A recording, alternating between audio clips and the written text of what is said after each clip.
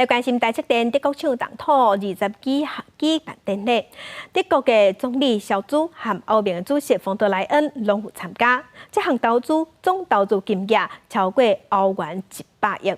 台积电董事长魏特加伊就表示，这是一座绿色嘅晶圆厂，未来也采用节能嘅建筑，卖进行水资源回收，要让欧积电会当永续经营。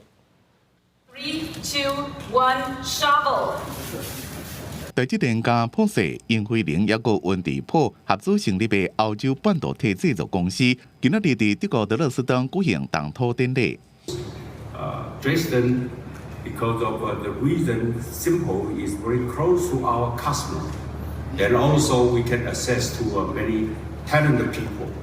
So we promise that we are going to continue to recruit and develop the talented people in this area.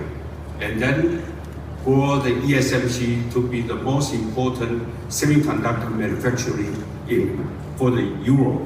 As a proud resident of Silicon Saxony, we will cherish this land and strive for green semiconductor manufacturing, and we pledge to use 100% renewable energy, and we will implement effective water recycling, and therefore we can protect this environment.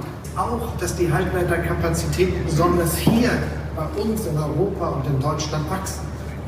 Der Grund ist einfach, wenn wir nämlich feststellen, wir sind bei unseren nachhaltigen Zukunftstechnologien abhängig von Halbleitern, dann dürfen wir bei der Versorgung mit Halbleitern nicht abhängig sein von anderen Weltregionen. Dann brauchen wir Halbleiterfabriken hier bei uns in Europa, in Deutschland. 欧盟执委会主席冯德莱恩宣布，已经通过50亿欧元的德国补助措施，支持欧积电半导体晶圆厂的建设加营运。The world's largest chip maker is coming to our continent and joining forces with 3 European champions. And the benefits will be felt well beyond Dresden and Saxony.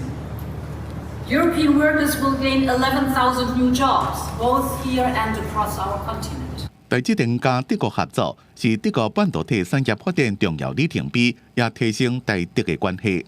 它不像过去，政治归政治，经济归经济，你一定要是理念相合，那么才叫 like-minded 啊。这个情况之下，那种合作才可能合作无间，不会有猜忌。欧积电营运了，估计美国嘅3年4万片12寸的晶圆，将会刺激当地的经济发展，并且互规欧洲的半导体技术更加进步。